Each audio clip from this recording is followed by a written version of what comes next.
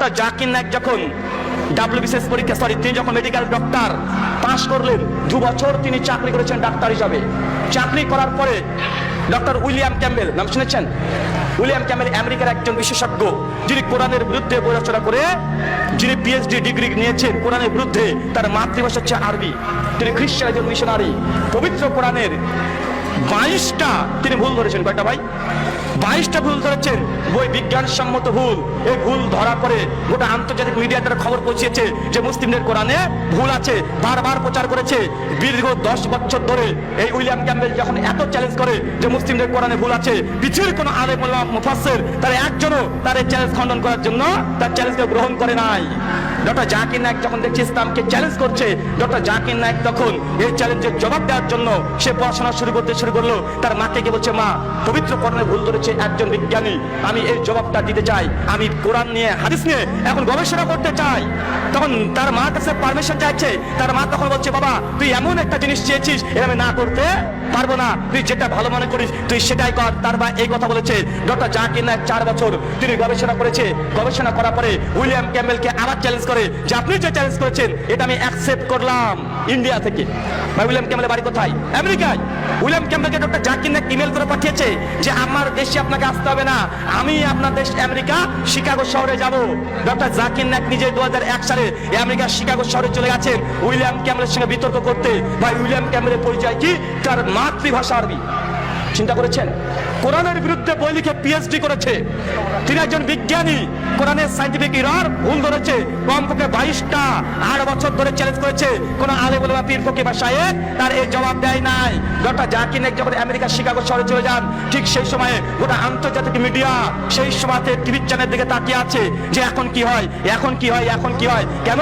একজন বিশেষজ্ঞ আরবি ভাষার পণ্ডিত, একজন বিজ্ঞানী, তার সঙ্গে বিতর্ক হবে কার ভাই? একজন মানুষের।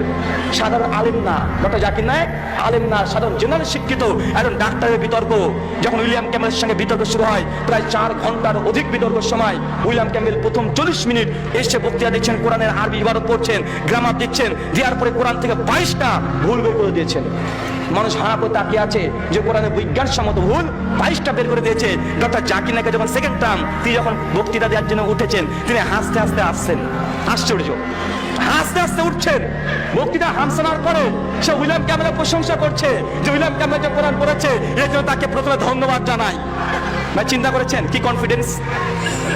তারপর মাত্র 30 মিনিটে উইলিয়াম ক্যাম্বেল যত কোরআনের ভুল ধরেছিল ডক্টর জাকির নায়েক নিমেষেই তার সম্পূর্ণ উত্তর দাঁত ভাঙা জবাব দিয়েছেন ওখানেই। তারপর দেখছেন মাত্র 10 থেকে 12 মিনিট ঘড়ি দেখছেন, দেখবেন ভিডিওতে ডক্টর জাকির নায়েক ঘড়ি দেখছে মাত্র 10 থেকে 12 মিনিট আর সময় আছে। এই সুযোগকে কাজে লাগিয়ে ডক্টর জাকির নায়েক তখন বলছেন, আসেন উইলিয়াম ক্যাম্বেল কোরআনে কিছু ভুল ধরেছে, আসুন আমরা দেখি যে আধুনিক বিজ্ঞান সম্পর্কে বাইবেল কি বলে, কেন তার ধর্ম কি খ্রিস্টান। এরপর ডক্টর জাকির নায়েক মাত্র 10 থেকে 12 মিনিটের মধ্যে তাদের বাইবেল থেকে কমপক্ষে 38টা বিজ্ঞানসম্মত ভুল করে তার মুখে ছুঁড়ে মেরে দিয়েছে। আলহামদুলিল্লাহ। তারপর সেকেন্ড টাইম আসে, উইলিয়াম ক্যাম্বেল কোনো জবাব দেয় না। ডক্টর জাকির নায়েক আবার পাল্টা প্রশ্ন করে, কিছু হয় না। প্রশ্ন উত্তর একজন শ্রোতা উইলিয়াম ক্যাম্বেলকে বলছে যে উইলিয়াম ক্যাম্বেল আপনি কোরআনের 20টা বৈজ্ঞানিক ভুল ধরেছিলেন 22টা। ডক্টর জাকির নায়েক সবগুলা জবাব দিয়েছে, কিন্তু ডক্টর জাকির নায়েক তিনি যে বাইবেলের 38টা ভুল ধরেছে আপনি তার জবাব দিচ্ছেন না কেন? যখন এই প্রশ্ন করছে উইলিয়াম ক্যাম্বেল বাধ্য, সে বলছে যে ডক্টর নায়েক যেই অভিযোগগুলো তুলেছে আমার কাছে এই মুহূর্তে কোনো উত্তর নাই। ভাই ডক্টর জাকির নায়েক, কিন্তু এই ডক্টর জাকির নায়েককে বাংলাদেশে কিছু কিছু আলেম বলে কি যে তিনি ইহুদি খ্রিস্টানের দালাল। বলে কি বলে না? চিন্তা করে দেখেন যে ডক্টর জাকির নায়েক একটা ইহুদি খ্রিস্টানের সঙ্গে বিতর্ক করে লাজবাব করে দিচ্ছে। এই ডক্টর জাকির নায়েককে একজন হুজুররা দাড়ি টুপি পরা একজন মাওলানা সেই বলছে ইহুদি খ্রিস্টানের দালাল। কারণ কি? কারণ কিছুই নাই। ডক্টর জাকির নায়েক এদের যে ধর্ম ব্যবসা এটাতে আগুন জ্বালিয়ে দিয়েছে। তাদের মিলাদ করে টাকা নেওয়া, তাবিজের ব্যবসা করে টাকা নেওয়া, সবাই হালাল রুটি খাওয়া, এই যত রকম ধর্মীয় ব্যবসা ছিল, যত রকমের শিরিক বিদআত, যত রকম কুসংস্কার ছিল, মানুষের চোখে আঙুল দিয়ে যখন দেখাতে শুরু করেছে তখন ডক্টর জাকির নায়েকের বিরুদ্ধে তার চোরাগুলি উন্মুক্ত করে তার সূচনা করছে কি করছে না? ভাই বলছে ডক্টর জাকির নায়েক নাকি ইহুদি খ্রিস্টানের দালাল, পিস টিভির নামে কোটি কোটি টাকা কামিয়েছে। ভাই আমাদের ভারতবর্ষের নরেন্দ্র মোদী সরকারকে চেনেন নাই? মাত্র 1 সপ্তাহ আগে মালয়েশিয়াতে তিনি দুধ পাঠিয়েছেন, ইন্ডিয়ান দুধ পাঠিয়েছেন মালয়েশিয়াতে। ডক্টর জাকির নায়েককে প্রস্তাব দিয়েছে নরেন্দ্র মোদী সরকার, মানে প্রস্তাব দিয়েছে, দুইটা। কি প্রস্তাব জানেন? ডক্টর জাকির নায়েককে বলেছে যে আপনাকে আবার ভারতবর্ষে আমরা নিয়ে আসবো, আপনার যত সম্পত্তি বাজেয়াপ্ত করেছি সবগুলো রিটার্ন দেবো। মুম্বাইয়ে প্রায় সোনাই গ্রাউন্ডে 200 একর জমি ডক্টর জাকির নায়েকের। চিন্তা করেছেন?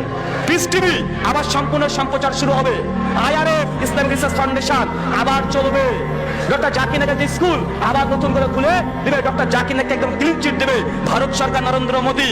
এই নিয়ে একটা মেসেজ পাঠিয়েছে, দূত পাঠিয়েছে মালয়েশিয়াতে, ডক্টর জাকির নায়েকের সঙ্গে মিটিং হয়েছে।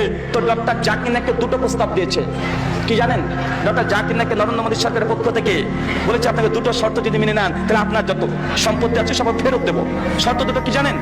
বলেছে যে আপনি বিজেপি সরকার তথা নরেন্দ্র মোদী সরকারের বিরুদ্ধে কোনো কিছু বলবেন না, এক। 2 নম্বর শর্ত, কাশ্মীর 370 আর্টিকেল, যেটা কাশ্মীরের সুযোগ সুবিধা ছিল নরেন্দ্র মোদী সরকার এটা নষ্ট করে দিয়েছে, তুলে নিয়েছে। শুধু আপনি একবার বলবেন যে মোদী সরকার এই কাজটা ঠিকই করেছে। এই দুটো শর্ত যদি আপনি মেনে নেন, তা আপনার যত সম্পত্তি আছে কোটি কোটি টাকার সমস্ত সম্পত্তি আপনাকে ফেরত দেওয়া হবে। ইন্ডিয়াতে আসতে পারবেন, পিস টিভি চালাতে পারবেন, স্কুল চালাতে পারবেন, আপনার ফাউন্ডেশন আবার নতুন করে চালাতে পারবেন। ডক্টর জাকির নায়েক ওখানে মুখের উপরে জবাব দিয়ে দিয়েছে যে মুসলিমদের ক্ষতি হবে, এমন কোন কাজ কোরআন হাদিসের বিরুদ্ধে যাবে, আমি ডক্টর জাকির নায়েক এই কাজের সমর্থন দিতে পারি না। ডক্টর জাকির নায়েক নাকি ইহুদি খ্রিস্টানের দালাল, টাকার জন্য নাকি এইসব কাজ করছে। ডক্টর জাকির নায়েক দুটো কথা বললেই তার এত কোটি কোটি টাকা ফেরত চলে আসতো।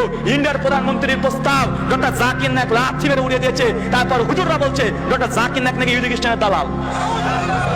ডক্টর জাকির নায়েকের বাবা যখন ইন্ডিয়াতে মারা গেল, সেই সময় ডক্টর জাকির নায়েক মালয়েশিয়াতে, ইন্ডিয়া তার জন্য নিষিদ্ধ, আসলেই অ্যারেস্ট করবে। ডক্টর জাকির নায়েকের বাবা মৃত্যুবরণ করেছিল ইন্ডিয়াতে, এক পলক তার বাপকে শেষ মরা মুখটা দেখতে পারে নাই। কেন? শুধু ইসলামের খেদমত চালাচ্ছে এই জন্যই। তারপরে বলছে ডক্টর জাকির নায়েক নাকি ইহুদি খ্রিস্টানের দালাল।